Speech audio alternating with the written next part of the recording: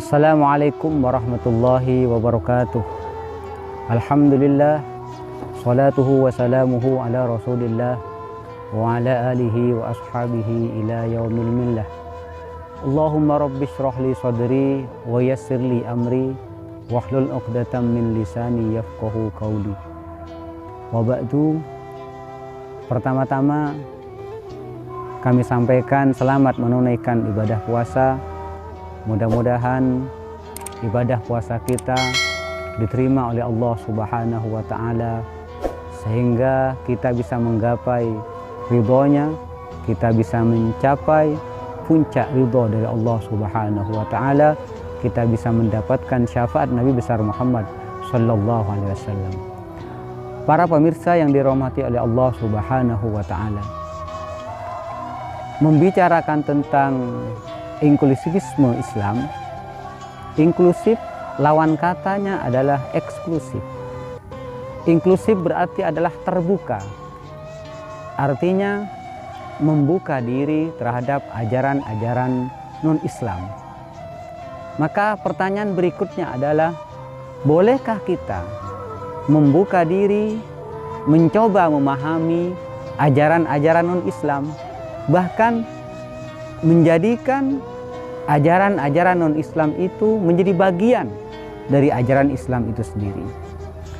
Baik, para pemirsa yang dirahmati oleh Allah Subhanahu wa Ta'ala, suatu saat Rasulullah Sallallahu Alaihi Wasallam bertemu dengan orang-orang Yahudi. Pada waktu itu orang Yahudi berpuasa. Lalu Rasulullah Sallallahu Alaihi Wasallam bertanya, "Puasa apa yang kau lakukan?"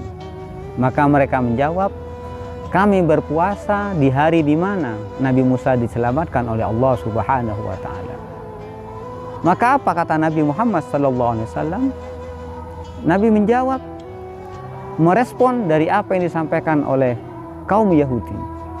Kalau memang kalian berpuasa karena sebagai bentuk tasyakur atas keselamatan Nabi Musa, maka kami pun orang Islam juga berhak melakukan itu sebagai bentuk rasa syukur kepada Allah Subhanahu wa Ta'ala. Maka inilah salah satu asbabul wurud kenapa kita disunnahkan untuk berpuasa pada 10 Muharram atau yang kita kenal dengan Asyura. Itu yang pertama. Jadi tradisi Asyura awalnya bukan tradisi umat Islam, tapi tradisi Yahudi. Kemudian diadopsi oleh Nabi dan menjadi dari ajaran kita. Bahkan dikatakan sebelum Ramadan diwajibkan, Nabi hampir tidak pernah tidak berpuasa pada 10 Muharram atau yang kita kenal dengan Asyura tersebut. Itu yang pertama. Yang kedua, kita boleh dikatakan belum tahu sebenarnya istri Abu Bakar As-Siddiq masuk Islam itu sangat terlambat.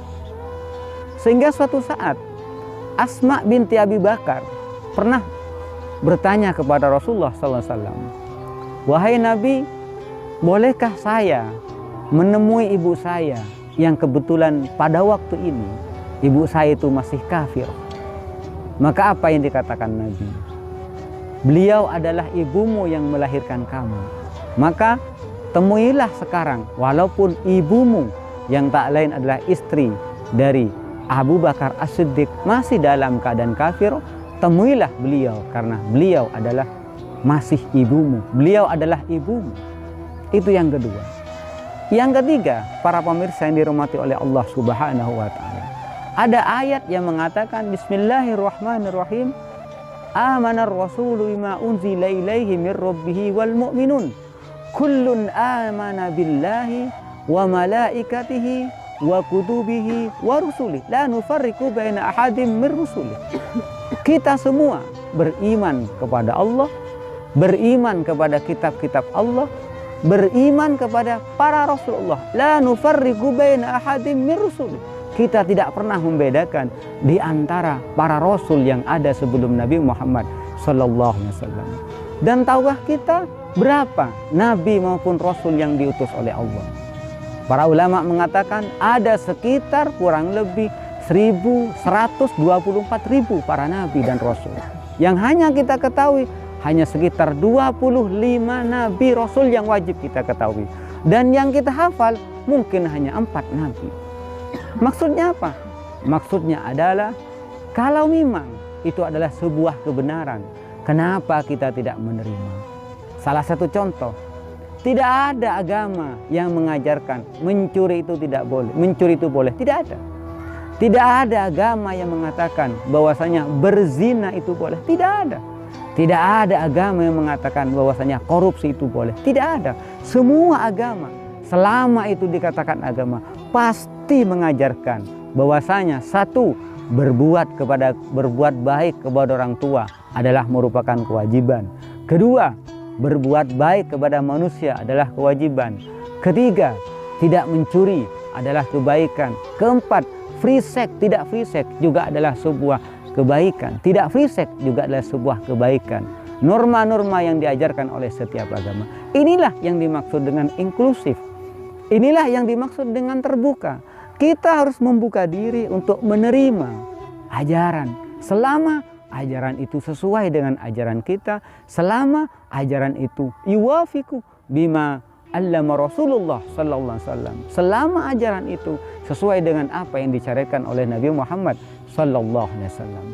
Para pemirsa yang dirahmati oleh Allah Subhanahu wa taala, terakhir yang ingin kami sampaikan, dalam tradisi penafsiran Al-Qur'an ada satu sumber yang bisa dijadikan sumber penafsiran. Apa? Yaitu Israiliyat.